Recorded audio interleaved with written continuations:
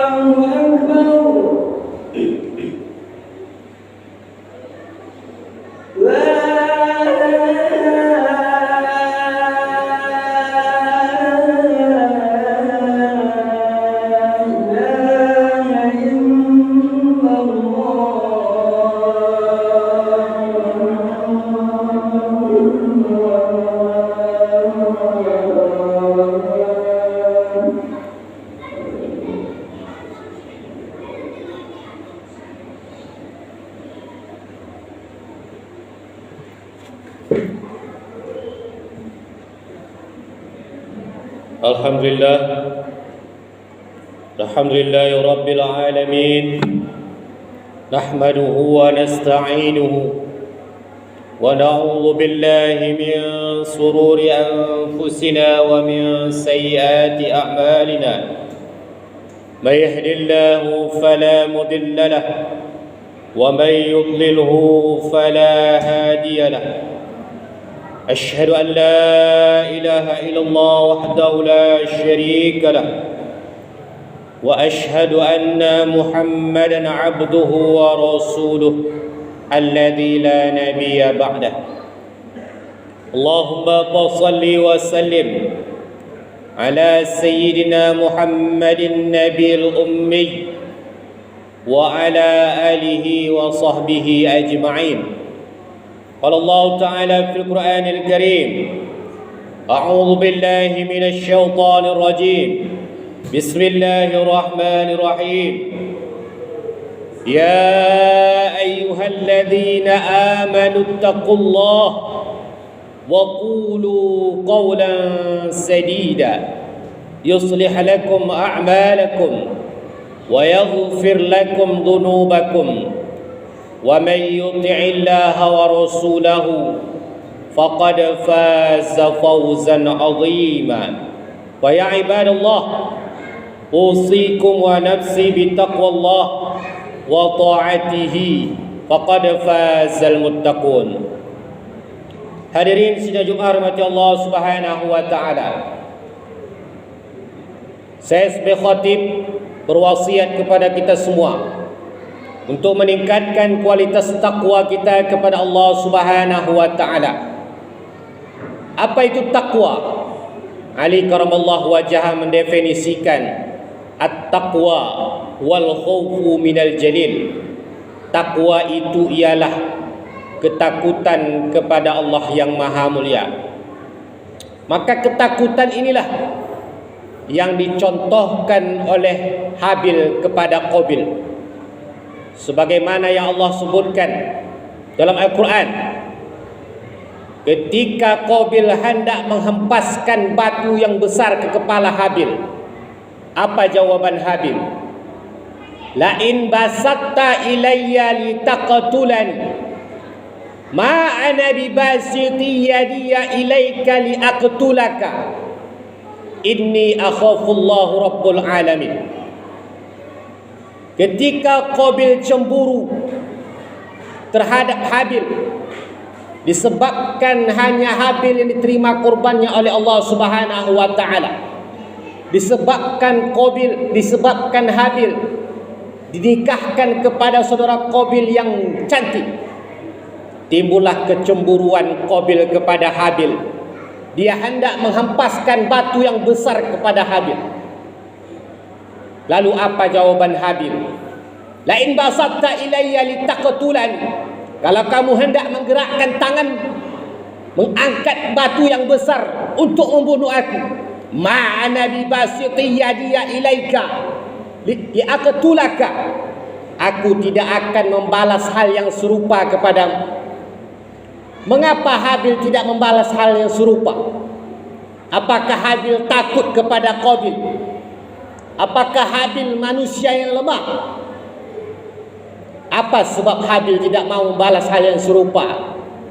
Ternyata Habil mengatakan, inni akhafullahu rabbul alamin, sesungguhnya aku takut kepada Allah, Rabb sekalian alam. Maka ketakutan inilah yang menjadi wasiat setiap khatib ketika khutbahnya, untuk menyadarkan kepada kita supaya mengecas rasa takut kepada Allah Subhanahu wa taala. Kalau seandainya seorang dokter takut kepada Allah, dia tidak akan sembarang dalam vonis ilmu kedokteran. Jika seorang penegak hukum takut kepada Allah, dia tidak akan sembarangan menangkap para ulama. Dia tidak akan sembarangan dalam menetapkan atau menegakkan hukum, tebang pilih dalam menegakkan keadilan. Maka dari itu, dalam situasi khutbah saat ini, mari sama-sama kita meningkatkan kualitas ketakutan kepada Allah Subhanahu wa taala. Hadirin sekalian rahmati Allah Subhanahu wa taala, judul khutbah pada hari ini yakni wakaf dan juga membangkitkan ekonomi umat. Hadirin sekalian rahmati Allah Subhanahu wa taala, kalau kita lihat menurut Imam Al-Ashafani, beliau mengatakan bahawa wakaf bermakna berhenti. Orang yang ingin berwakaf, dia memberhentikan kepemilikannya terhadap apa yang dia wakafkan. Kalau kita lihat dalam Al-Quran, tidak ada dasar wakaf yang bisa kita cari dalam Al-Quran. Tapi kalau kita lihat dalam hadis Rasulullah, yakni apa yang disandarkan terhadap perkataan, perbuatan dan takrirnya Rasulullah Sallallahu Alaihi Wasallam, maka kita akan menemukan hadis yang diriwayatkan oleh Imam Muslim, di mana jalur sanad tertingginya diriwayatkan oleh Ibnu Umar, bahwa ketika ayahnya Umar bin Khattab mendapatkan tanah di daerah Khaybar, maka Umar bin Khattab pun bertanya kepada Rasulullah, "Ya Rasulullah, aku mendapatkan tanah di daerah Khaybar. Bagaimana menurutmu ya Rasulullah?" Maka Rasulullah mengatakan, "Fa in syi'ta habasta aslaha wa tasaddaq biha." Kalau kamu mau, kamu tahan asalnya dan kamu sedekahkan isinya. Maka kemudian Umar mensedekahkannya. Fatasaddaqa Umar annahu la yuba'u asluha wa la yubta'u wa la yurathu wa la yuhab. Maka Umar mensedekahkan tanah tersebut dengan isyarat tidak boleh dijual dan tidak boleh dibeli dan tidak boleh untuk diwarisi dan tidak boleh untuk dihibahkan kepada yang lain. Maka itulah definisi wakaf. Ketika wakaf telah diberikan kepada nazir, yakni si penerima wakaf, si penerima hak pengelola wakaf, maka dia tidak boleh menjualnya, dia tidak boleh membelinya, dia tidak boleh menghibahkan kepada orang lain, dan dia tidak boleh mewarisi kepada anak keturunannya. Hadirin sekalian rahmati Allah Subhanahu wa taala. Kemudian lanjutan hadisnya, fatasaddaqa Umar, maka Umar mensedekahkan lil fuqara, hasilnya isinya kepada orang-orang fakir.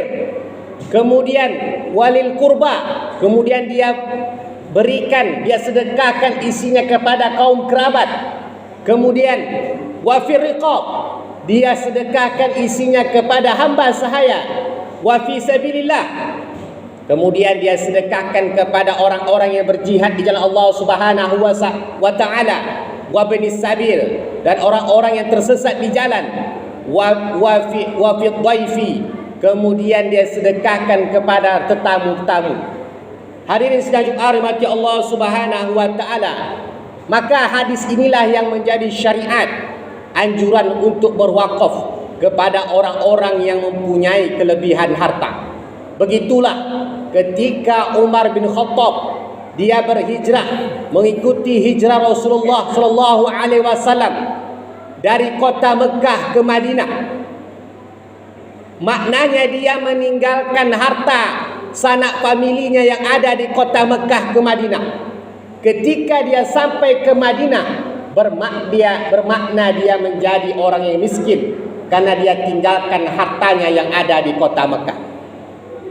Kemudian lambat laun, tahun berganti, kemudian dia mempunyai harta, yakni tanah yang ada di daerah Khaybar, tetapi tidak memunculkan sifat kikir yang ada di dalam hatinya. Padahal itulah harta yang dia punya. Dia justru bertanya kepada Rasulullah, apa yang dia harus berbuat atas harta yang baru dia dapatkan ini. Hadirin sekalian rahmati Allah Subhanahu wa taala. Kemudian dia sedekahkan, dia tahan asalnya, bahwa tanah ini tidak boleh dimiliki, tetapi hanya boleh dinikmati hasilnya. Itulah wakaf yang produktif, bahwa seseorang tidak boleh memberikan wakaf tetapi tidak bersifat produktif, justru memberatkan kepada si nazir yang menerima wakaf. Hadirin sekalian rahmati Allah Subhanahu wa taala. Kemudian Umar bin Khattab mengisyaratkan bahwa hasil wakaf ini disedekahkan kepada orang-orang miskin dan juga orang-orang ibnu sabil dan orang-orang yang berjihad di jalan Allah Subhanahu wa taala. Maka inilah yang menjadi motivasi bagi diri kita. Ketika kita diberikan Allah Subhanahu wa taala harta, maka harta itu sesungguhnya bukan benar-benar milik kita, hanyalah titipan dari Allah Subhanahu wa taala. Maka menjadi motivasi bagi kita, bagaimana bisa Umar yang sudah bertahun-tahun lamanya meninggalkan hartanya di Mekah, hijrah ke Madinah, lalu ketika dia mendapatkan harta, dia justru bukan semakin kikir, tetapi mensedekahkan hartanya tersebut dalam bentuk wakaf yang dia tahan asalnya, kemudian diisinya dia infakkan, dia wakafkan di jalan Allah Subhanahu wa taala. Hadirin sekalian rahmati Allah Subhanahu wa taala. Itulah Umar, orang yang ketika terjadi peperangan Badar, dia berani menginfakkan seluruh hartanya di peperangan di jalan Allah Subhanahu wa taala. Itulah Umar, orang yang ketika berjalan di satu jalan, ketika iblis berada di ujung jalan, dia tahu bahwa Umar melewati jalan yang sama, iblis justru memilih jalan yang berbeda karena takutnya kepada Umar. Hadirin sekalian rahmati Allah Subhanahu wa taala. Apa hikmah yang dibalik kisah Umar tersebut? Bahwa Umar mempunyai keimanan yang sangat kuat, kemudian diinvestasikan, dimanifestasikan dengan kelembutan hatinya menginfakkan hartanya di jalan Allah Subhanahu wa taala. Apa maknanya?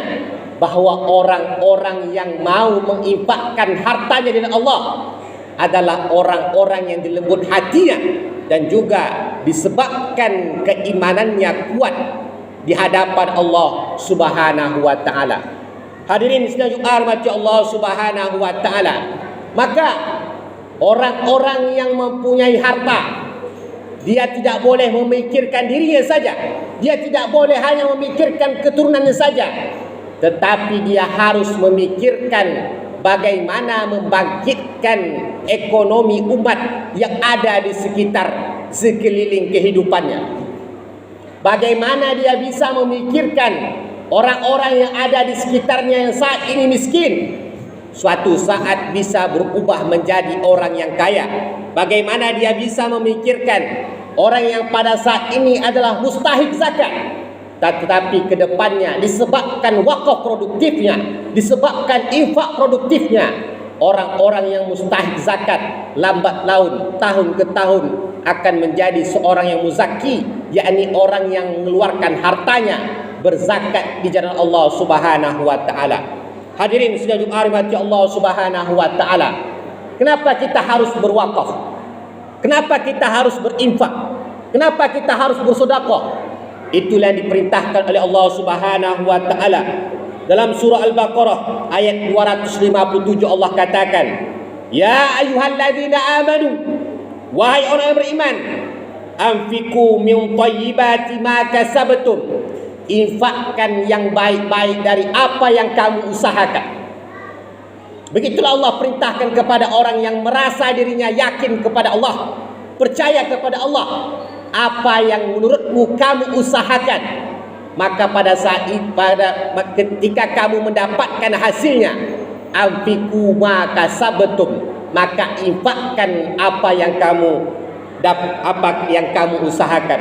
Wa mimma akhrajna lakum minal ardh, dan juga apa yang telah kami keluarkan kepadamu dari hasil muka bumi.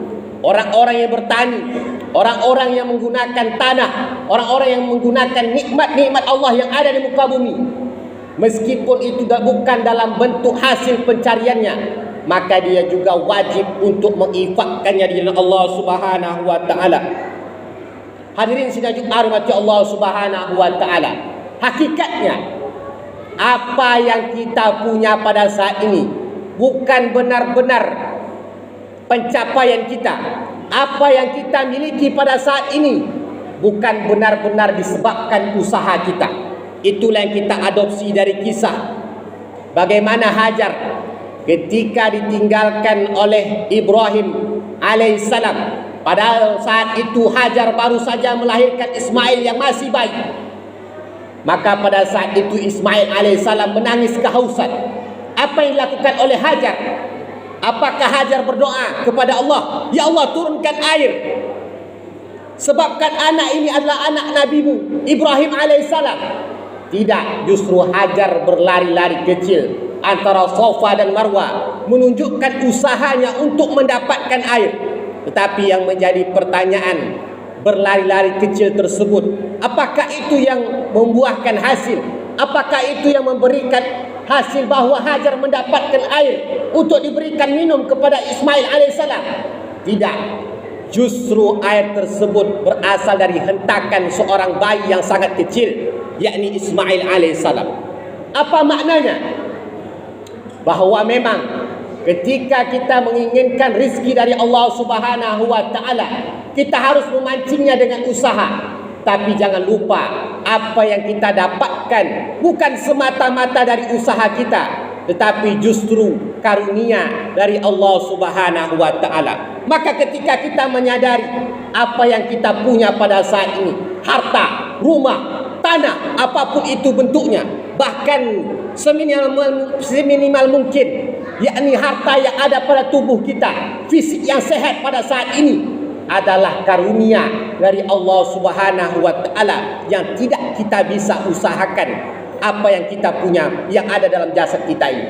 Maka kalau kita menyadari tersebut, tidak ada alasan seseorang untuk berpikir menginfakkan hartanya di jalan Allah Subhanahu wa taala. Bahkan bukan hanya perintah Allah Subhanahu wa taala memotivasi kita untuk menginfakkan, mewakafkan harta kita jalan Allah Subhanahu wa taala, tetapi ada motivasi yang lain yang Allah sebutkan. Apa itu? Matalul ladzina yunfiqu amwalahum fi sabilillah kamathali habbatin ambatat sab'a sanabila wa fi kulli sumbulatin mi'atu habbah. Permisalan orang-orang yang menginfakkan harta jalan Allah, baik itu dalam bentuk sedekah, baik itu dalam bentuk wakaf, permisalannya seperti satu biji, yang satu biji tersebut menumbuhkan 7 ranting, dan setiap ranting tumbuhlah 100 buah. 1 kali 7, 7 kali 100, 700. Begitulah permisalan yang Allah berikan kepada orang-orang yang menginfakkan hartanya di jalan Allah Subhanahu wa taala. Apa maknanya? Bahwa orang yang menginfakkan, mewakafkan, mensedekahkan hartanya di jalan Allah, maka dia tidak akan pernah miskin, dia tidak akan pernah fakir, karena hartanya tersebut dibalas Allah 700 kali lipat banyaknya. Hadirin sekalian rahmati Allah Subhanahu wa taala. Kemudian dalam sunnah Rasulullah, Rasul katakan, apa kata Rasulullah? Bahwa setiap hari seorang hamba ma min yaumin yusbihul ibad illa yanzila alaihi malakan. Tidaklah suatu hari kecuali di pagi hari yang diturunkan kepada seorang hamba 2 malaikat. Apa yang dikatakan 2 malaikat tersebut kepada dirinya? Allahumma ati munfiqan khalafan. Ya Allah, berikan orang yang menginfakkan hartanya di pagi hari ini khalafan, balasan yang berlipat ganda. Kemudian malaikat yang satu lagi berdoa, Allahumma ati mumsikan talafa. Ya Allah, berikan kepada orang yang menahan hartanya di pagi hari ini talafa, kebinasaan. Begitulah dahsyatnya ganjaran bagi orang yang menginfakkan hartanya di Allah. Bahkan sampai-sampai Allah turunkan malaikat di saat dia baru membuka kelopak matanya ketika bangun di pagi hari. Maka pada saat itu malaikat yang satu berdoa supaya orang yang menginfakkan hartanya di Allah, Allah berikan balasan yang berlipat ganda. Kemudian malaikat satu lagi berdoa untuk memberikan kebinasaan. Padahal begitu banyak nikmat yang Allah berikan kepada dirinya, tetapi dia tahan nikmat tersebut. Maka malaikat pun berdoa untuk memberikan kebinasaan bagi orang-orang yang menahankan nikmat, tidak mau memberikannya kepada fakir miskin, tidak mau memberikannya kepada orang-orang yang berjihad di jalan Allah Subhanahu wa taala. Barakallah li wa lakum bima fihi minal ayati wa dzikril hakim, wa taqabbala minni wa minkum tilawatahu innahu huwal ghafurur rahim.